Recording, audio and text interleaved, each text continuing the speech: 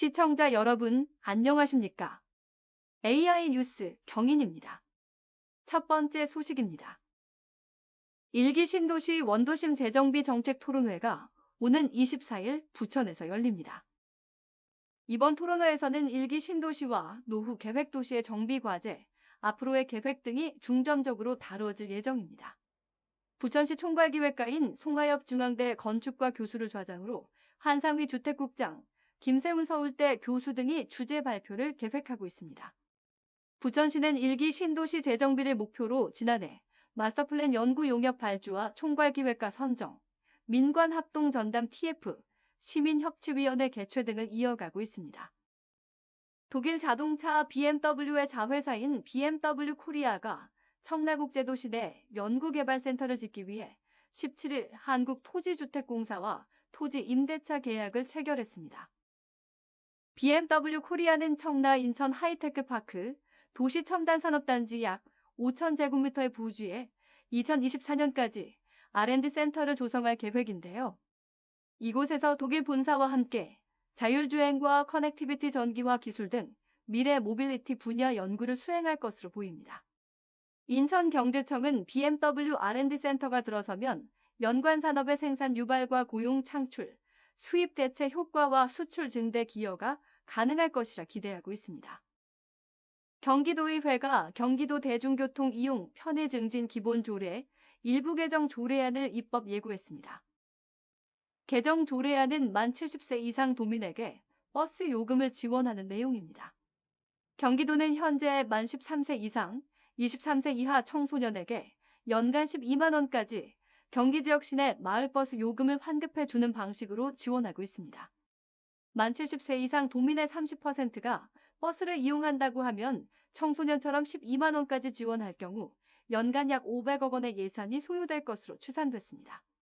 도 관계자는 조례 개정 취지에는 공감하지만 만 70세 이상에 대한 버스 요금 지원 시기와 금액은 도 재정 상황을 고려해 결정해야 할 것으로 본다라고 말했습니다.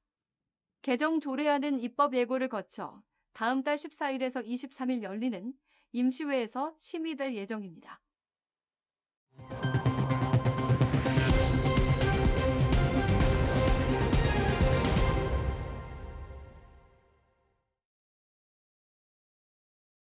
부천시가 원도심 유휴부지 49곳에 1,400면 주차 면적을 확보했습니다.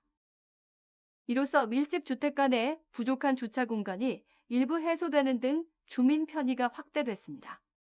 부천시는 개인이 소유한 부지에 토지 사용 협약을 체결하면서 공사 비만을 들여 주차장을 신설해 예산 절감과 주차난 해소 효과를 봤습니다. 또 사업에 참여한 토지 소유주는 협약 기간 최초 3년 동안 토지분에 대한 재산세를 전액 감면받는 혜택이 있습니다. 계양구가 산업통상자원부의 신재생에너지 융복합 사업 공모를 통해 7억 5천만 원의 예산을 확보했습니다. 계양구는 해당 사업비를 제2시립 노인치매요양병원과 소방서 등 공공시설과 민간 건물 등 46곳에 지원할 계획인데요.